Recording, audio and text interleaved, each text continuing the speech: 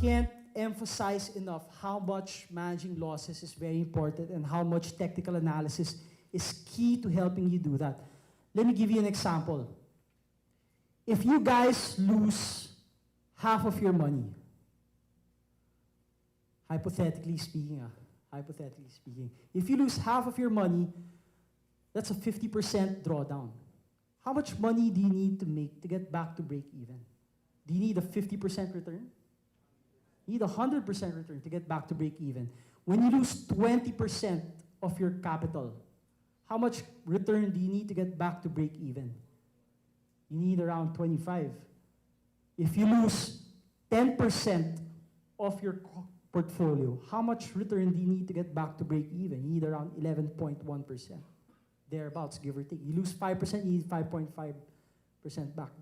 The insight is, it takes more energy to make money than to lose money. It takes more energy to make money than to lose money. Which means that you're working so hard trying to make your money compound for you, that the first secret, the first technique that you should simply be dealing with is making sure you control your losses. And I will submit to you that from a discipline versus discipline point of view, technical analysis to fundamental analysis, you ask me, which person will do better over the long run? I'll always say technical analysis. And the first reason I will always give is because technical analysis helps you keep your losses small. While if you look at fundamental analysis, the primary way that they use to manage risk is through diversification. Diversification. The primary way that technical analysis uses to manage risk is through cutting losses.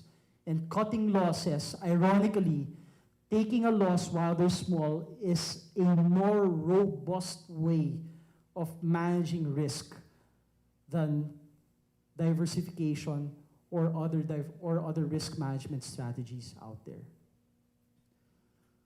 So what's a rule? Typically, the rule that we teach, at least in our trading school, is that when you take a loss, you should never allow a loss in a single stock. Whether you allocate 5% of your portfolio, 20% of your portfolio, or 50% of your portfolio into one stock. Typically, we always advise not to let a loss become 1 to 2% of the whole portfolio. Let's say, for example, you deploy, it's a 1 million portfolio. You deploy 10% in now. 1 million, you deploy 100,000 now, right? And then that now drops down 10%. So the 100,000 drops 10%, you're now losing how much? 10,000, right? So typically, when that loss reaches your predetermined maximum loss, whether it's 10% or 1% of the portfolio or 2%, it's an automatic cut. Because you want to be able to make sure that you keep yourself in a position where your portfolio is still healthy enough to make the returns when you decide to make the returns, when the opportunities come, right? So that's always very important for us. It's always very hard to get back, especially in the stock market. If you think about it, there are only 4 possible outcomes, whether you buy or sell a position. The 4 possible outcomes are: you can have a small gain, you can have a big gain, you can have a small loss, or a big loss. Those are the only 4 outcomes. Now, let me ask you, what out of those 4 are you in control of the gains? Can you control how much gains that you make? Of course not. But can you control how much losses you can make? Of course, you can control it by cutting. So for us, professional traders and money managers alike, when we manage money in the stock market, a small loss, taking a small loss is business as usual. right? When people say, okay, nag-cut ako ganyan, it's normal. But the only time we get into trouble is if we allow a loss to hemorrhage into a big loss. Because small losses are acceptable, big losses aren't, right?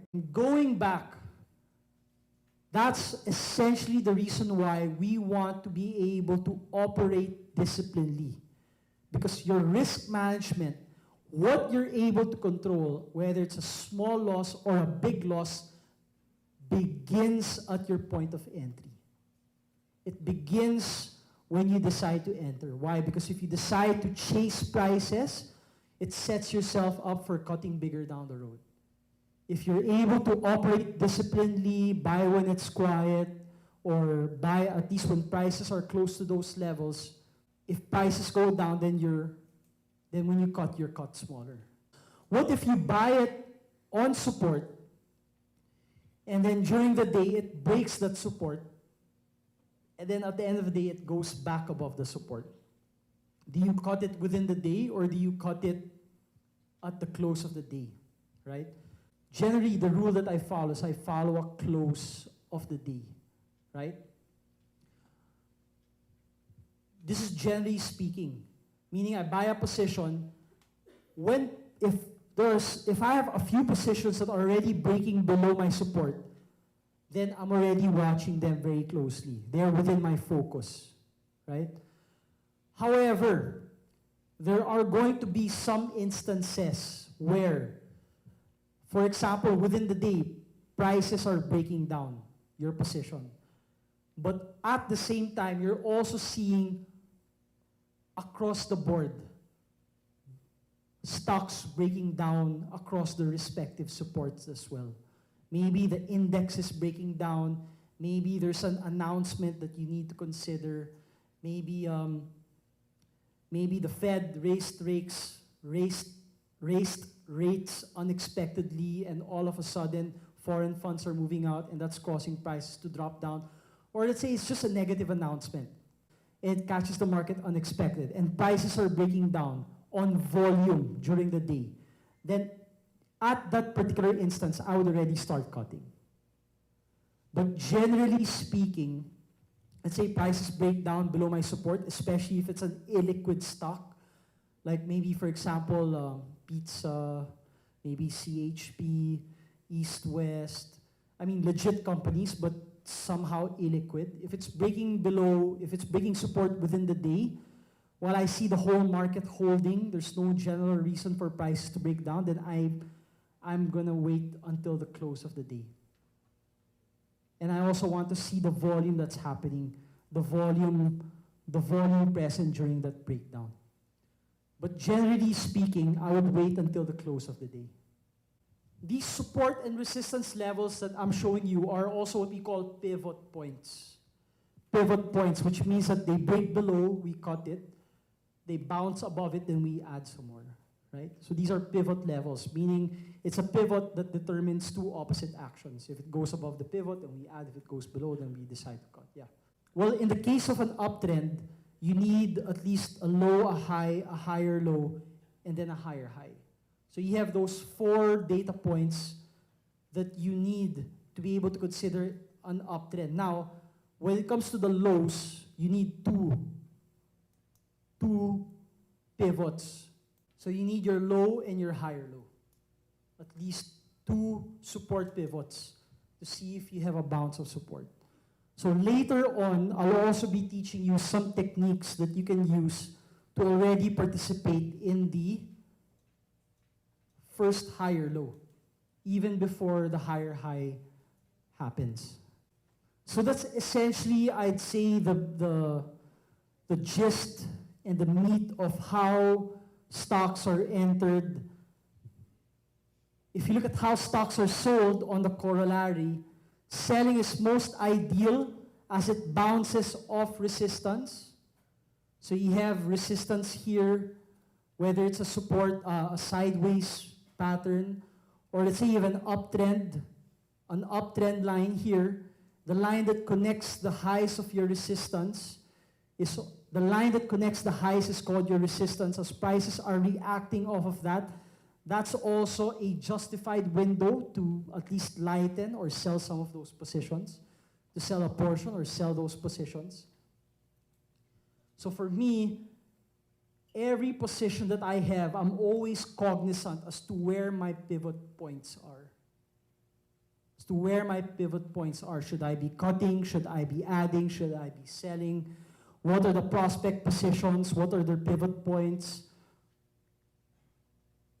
Para at least when they enter those pivot points, I'm already executing. I'm executing already. I'm already prepared. I'm already executing. Selling is most ideal either at the bounce of resistance or at the breakdown of an area pattern support. When you have a breakdown of an area pattern support, as I mentioned earlier using the CHP example, what is a breakdown a beginning of? A breakdown, and you guys might want to write this down if you haven't still, a breakdown is a beginning of a downtrend, while a breakout is a beginning of an uptrend, right?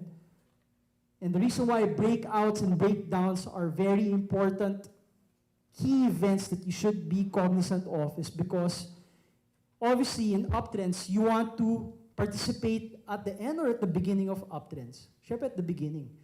So beginnings of uptrends, you'll always see, or at least you'll always, a lot of uptrends start out with breakouts, or at least a good portion of those, while at the same time, downtrends often begin with, or sometimes begin with, breakdowns, and you want to steer clear of issues like those. So this is I would say this is the most important slide here, only because it gives you already how to enter a particular position, and more importantly, it gives you the big picture as to how money is made using technical analysis. Because most customers, or at least most people that I talk to, after they buy a position, they cut it, and they come to me and say, Javi, nag-cut ako ng ganyan, ganyan nangyari sa akin, ganyan. But people don't understand that cutting losses is really part of the game, right? That it's really part of responsibly trading in the market.